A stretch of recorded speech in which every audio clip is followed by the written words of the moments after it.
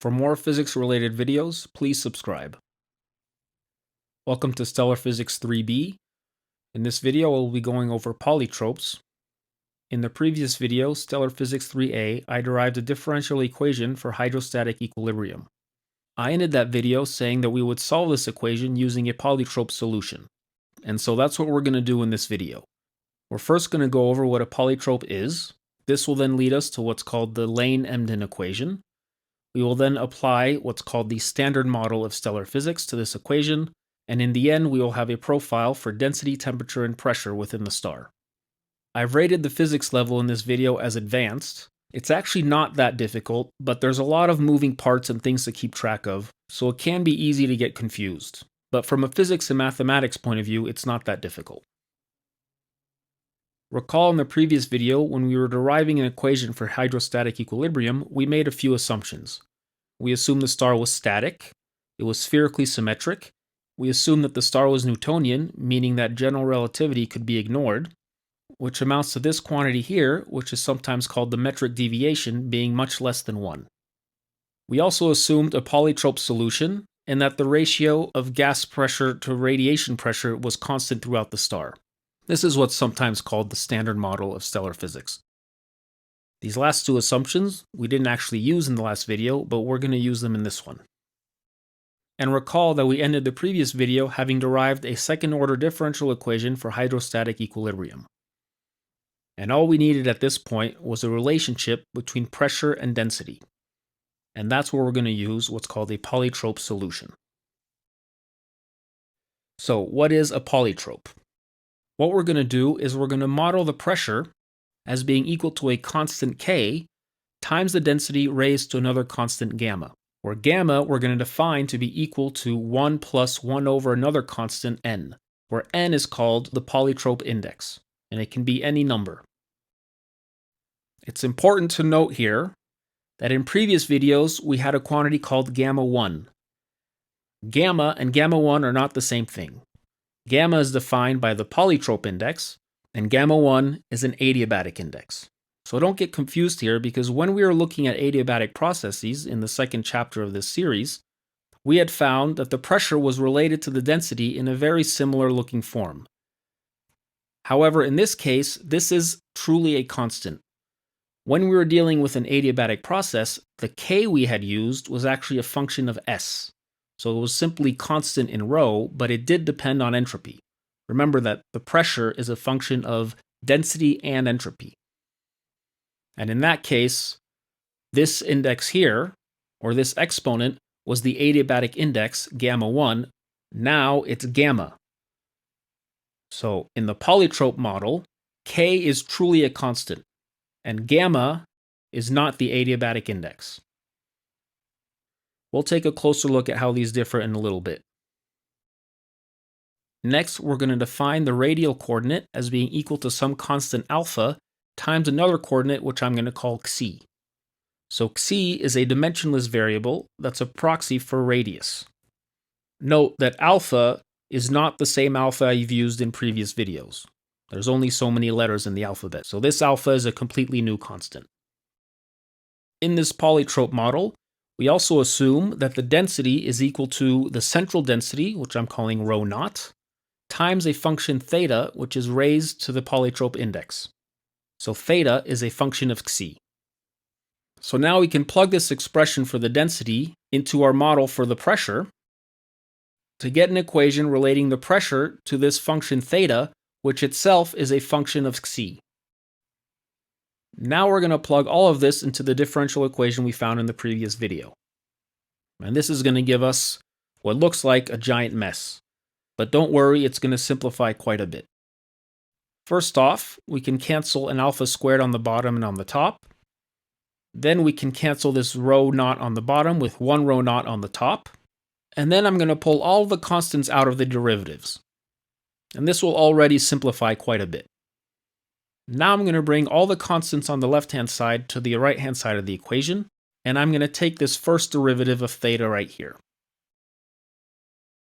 Taking a derivative of theta to the n plus 1 will bring down an n plus 1, and we'll be left with theta to the n, and then with chain rule we have a derivative of theta with respect to xi. This works out nicely because we have a theta to the n on the bottom and on the top, and the n plus 1 is just a constant, so I can pull that out, and I'm also going to bring it to the right-hand side of the equation, and I'm going to set alpha squared to the following quantity, which is just going to be 1 over all of this stuff here with the n plus 1, so that everything in front of this theta to the n is actually going to be 1. And this will give us what's called the Lane-Emden equation.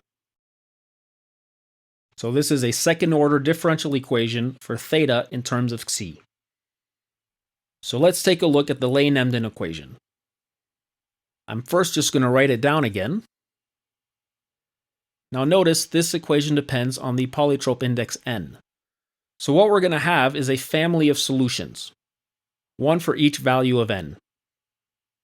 This is a second-order differential equation, so we need two boundary conditions. The first boundary condition is that at the center of the star, the density must equal the central density. We're also going to assume that initially the central density doesn't change. So that means that rho prime, where prime here is a derivative with respect to radius, at r equals 0 is 0. Since rho, we've assumed, has this form as the central density times theta to the n, that implies that theta of 0 has to equal 1, and theta prime of 0 has to equal 0, such that the derivative of this quantity with respect to xi is 0 at the center of the star. Next, we're going to define the stellar radius to be alpha times xi1, and xi1 will be the value of xi where theta equals 0. So what we've really done here is define the stellar radius to be where the density is 0. This is probably not a very realistic model, because there isn't really a radius where the density goes to 0 in a star. But really, all the important physics in a star takes place in its core, or at least in the central layers, and what's taking place at the edge of the star we don't really care about that much. So we do expect this model to probably not work very well in the outer regions of the star, but we don't really care about that part of the star anyways. Now it turns out there are a few n's for which there are analytic solutions to the Lane-Emden equation. First, we have n equals 0. N equals 0 is the constant density case. We already solved that in the previous video, and we didn't need the Lane-Emden equation for that, although it still holds. We also have a solution for n equals 1, and a solution for n equals 5. And all other n's need to be solved numerically, until somebody finds another solution. We can plot theta versus xi for various n's. Here, if we go from right to left, we're increasing in n. So this first one here is n equals 0, and n equals 1, 2, 3, 4, 5. We've defined the stellar radius to be where theta goes to 0. So that would be where it crosses this horizontal axis. And we don't care what happens after that. So in the case of n equals 1, it actually crosses multiple times because there's a sinusoid, but we don't actually care. Once you get here, that's the edge of the star. So anything that takes place after you cross this axis is irrelevant. So what you should take away from this graph is as the polytrope index increases, the mass in the star becomes more centrally concentrated. If you're finding this video interesting so far, please be sure to like and subscribe, maybe share it with a few friends. So continuing with the Lane-Emden equation, the stellar radius is alpha times xi1, and we can rewrite that because we've already defined what alpha is. We don't actually know what k is yet, so really we've just rewritten this in terms of another unknown constant. So notice we may run into some problems if n turns out to be 1 or 0. The mass of the star by definition is just the integral of the density over volume, which we can rewrite in terms of theta and xi. Now take a look right here. We have theta to the n times xi squared. But we can rewrite this using the Lane-Emden equation. This here is just the Lane-Emden equation. Earlier, I had written it with the negative sign in front of the theta to the n, and I had this xi squared dividing in front of this derivative.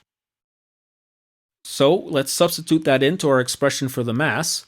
And so now we have an integral of a total derivative, so they just cancel out, and we just evaluate it at the boundaries. Now this theta prime evaluated at xi1 is actually negative because theta decreases with radius. And so that will cancel out with this negative here.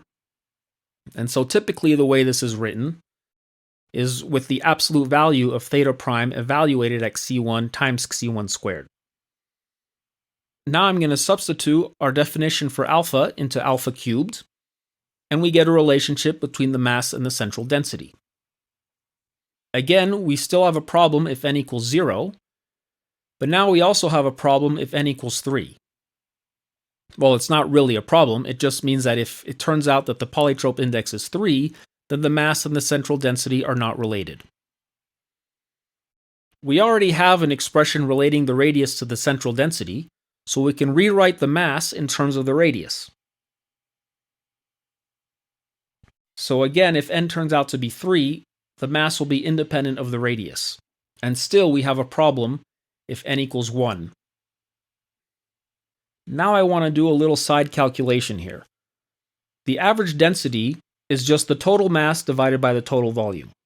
Well, I have an expression for the mass, and I have an expression for the radius. So I'm going to substitute that into this equation. There's a 4 pi times alpha cubed in the numerator and denominator, so they cancel. And I get the following relationship between the average density and the central density. This factor in front will just be a number that will be determined by the polytrope index. But we still have to figure out what the polytrope index is. And for this, we're going to apply the standard model. So we're going to break up the pressure into the gas pressure plus the radiation pressure. And we're going to define beta as the gas pressure divided by the total pressure. This is the same thing we did in Stellar Physics 2C when we were looking for the adiabatic index. I'm also going to assume that beta is constant throughout the star. In reality, beta does vary throughout the star, but it varies slowly, so this is a good first approximation. And if you want a more accurate result, you can modify the result we're going to get in this video using perturbation theory. So the gas pressure, by this definition, is just beta times the total pressure, and that's just going to be determined by the ideal gas law, where n here is the number density of particles, and I've rewritten that as the density of the material divided by the average particle mass, where mu here is the average particle mass in units of proton masses. The radiation pressure is going to be 1 minus beta times the pressure, and that's going to be proportional to t to the fourth. You can derive this constant A if you go back to Stellar Physics 2a and 2b and take a look at the limit for relativistic bosons. I'm taking bosons because I'm assuming that the radiation pressure is entirely due to photons. Now I'm going to plug the first equation into the second equation, and I'm going to solve for the temperature. And this is going to tell us that the temperature is proportional to the cube root of the density. This whole thing in the brackets is a constant. And the only case this won't hold is if beta is equal to 0 or 1. And it will never actually be equal to either of those because there will always be a little bit of pressure from both radiation and gas. I can plug the temperature into the radiation pressure, and I can solve for the pressure in terms of the density. Now recall, we've assumed a polytrope profile. So we can just read off what K and gamma are from this expression for P.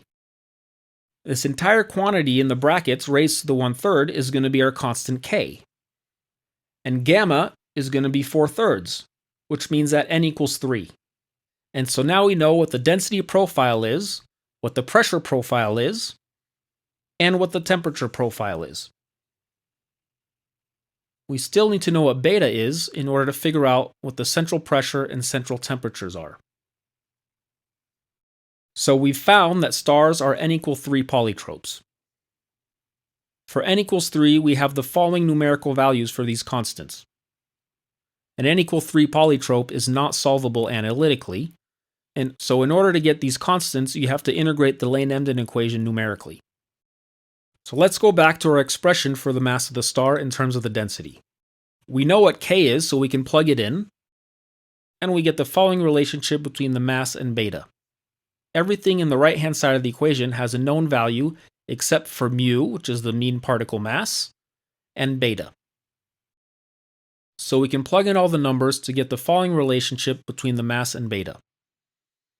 This symbol here refers to the Sun. So in this equation, the mass you would plug in here is in units of solar masses.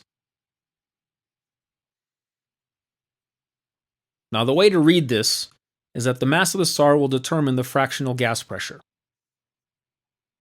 You also need to know what mu is, but typically, at least for main sequence stars, mu is between 0.6 and 0.7. So I'm just going to write down a couple examples here, and I'm going to take mu to be 0.65. For one solar mass, beta will be pretty much 1. For 17 solar masses, beta will be 0.9. For 120 solar masses, you'll have equal gas pressure and radiation pressure. And by the way, 120 solar masses is about the size of the largest observed stars. And if you have a star that's 1 million solar masses, then you'll pretty much have an entirely radiation-dominated star. Now, the radius of the star can be written in terms of the mass and the average density. And since we know how the average density relates to the central density, we can plug that in to get an expression for the central density in terms of the mass and the radius of the star. The way I've written this with this solar symbol here is that the mass and radius you would plug in here would be the mass and radius of the star in units of solar masses and solar radii. So this doesn't mean a solar mass and a solar radius. It means the mass in units of solar masses and in units of solar radii. And the whole thing will be in grams per cubic centimeter. The density, that is. Now take a look at this relationship between the mass of the star and beta.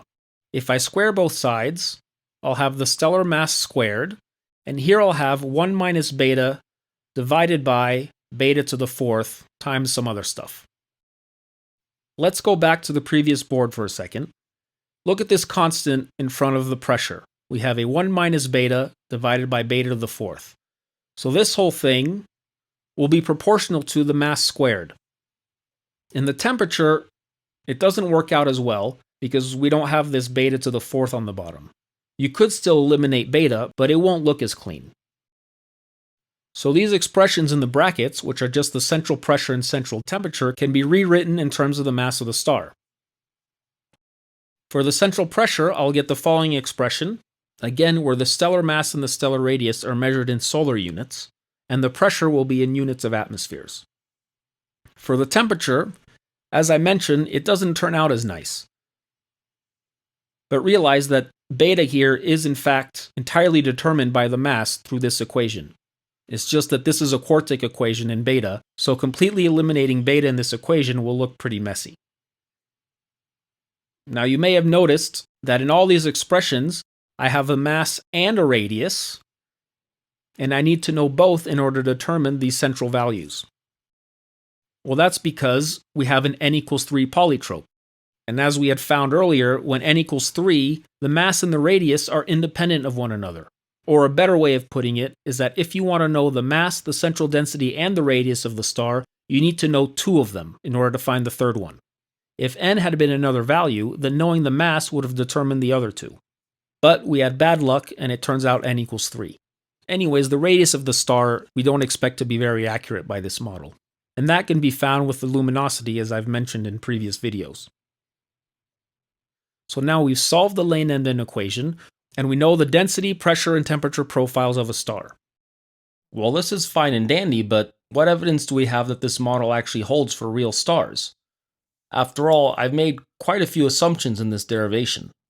I assumed a radial polytrope profile, and I assume that the ratio of the gas pressure to the radiation pressure is constant throughout the star, or at least more or less constant. But does any of that hold for real stars? Well, let's check by first comparing these central quantities to the central quantities in the Sun. Now, we can't actually probe the core of the Sun to get measurements there, but we can compare to current solar models, which include much more detailed and sophisticated physics. Current solar models estimate the core density of the Sun at about 160 grams per cubic centimeter, the central pressure at about 2.6 times 10 to the 11 atmospheres, and the central temperature at about 1.6 times 10 to the 7 Kelvin. For our polytrope model, in order to find the quantities for the Sun, we just have to plug in 1 to all of these quantities here in the parentheses. So that gives us 80 grams per cubic centimeter for the central density, 10 to the 11 atmospheres for the central pressure, and over here, recall that for the sun, beta is pretty much 1, and mu is about 0.65. So this is going to be somewhere around like 1.3 times 10 to the 7 Kelvin. That's pretty good. Pretty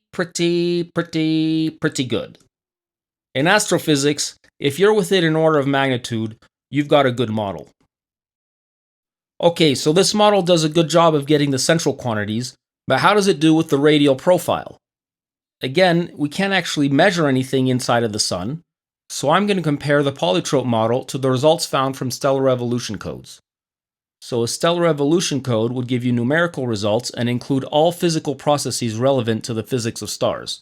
So for example, it would include all nuclear processes, all forms of heat transfer, particle creation, annihilation, obviously conservation of energy, conservation of mass, etc. Much more involved than what we've done here. Here I have a result from a simulation I ran when I was in grad school. The first row shows the initial radial profile, which is when hydrogen first begins to fuse, and the last one is at the end of the main sequence when helium starts fusing. The blue curve is the polytrope model, and the red curve is the results from the stellar evolution code. On the horizontal axis, we have the radial coordinate in units of the polytrope radius. Recall that the polytrope radius is C1. And on the vertical axis, we have the density, pressure, and temperature, normalized by the central density, pressure, and temperature. So initially we have very close agreement between the polytrope model and the stellar evolution code results. This is somewhat expected because the code takes an n equals 3 polytrope as its initial guess. So unless the polytrope model was wildly off, we would expect these to be about the same. But what's much more significant is that by the time we get to helium burning, the deviation from the polytrope model is pretty small. Now, we do see deviations in the outer regions of the star, in particular in the temperature profile, but we expected this from the start. But in the central area, which is where most of the important physics is, we see very close agreement. So we can confidently say that, at least in a coarse-grained model, stars are n equals 3 polytropes. And if you want to do better than that, you can use perturbation theory around the polytrope model to get more detailed and precise results. So now that we're sufficiently convinced that stars are n equals 3 polytropes, before I finish this video, I want to go over the difference between gamma and gamma 1. So most important thing, they are not equal to one another. Gamma 1 is the adiabatic index, and gamma is related to the polytrope index. The way they're defined is very similar, so you don't want to get mixed up here. Gamma 1 is related to the partial derivative of the pressure while holding entropy constant. Recall that the pressure is a function of density and entropy. So when you hold entropy constant, this is an adiabatic process, so that's why this is the adiabatic index. Gamma is similarly defined, only it's a total derivative with respect to density. So if we take a total derivative of the pressure with respect to density, that will equal the partial derivative of the pressure with respect to density while holding the entropy constant, plus the partial derivative with respect to entropy while holding the density constant, times the derivative of the entropy with respect to the density. We can plug in gamma and gamma 1 into this equation, and we can see how gamma and gamma 1 are related. So gamma will equal gamma 1 plus this term that's related to changes in entropy. We know what gamma is. It's 4/3. This is determined by the polytrope index, which is 3. If you recall from Stellar Physics 2c, gamma 1 will be equal to 4/3 only for radiation pressure. So that means that if you have a radiation-dominated star, the entropy has to be constant throughout the star, because this term has to be 0 since both gamma and gamma 1 are 4/3. And if you go back and look at the thermodynamic relations we derived in Chapter 2 of this series, you'll have everything you need to demonstrate that. It's actually pretty straightforward to do. If you enjoyed this video, please like and subscribe and hit the bell to be notified for future videos in the series. In the next video, I will go over hydrostatic equilibrium in general relativity. So this next video, even though mathematically it's not particularly difficult, in order to understand the physics, it will require a cursory knowledge of general relativity.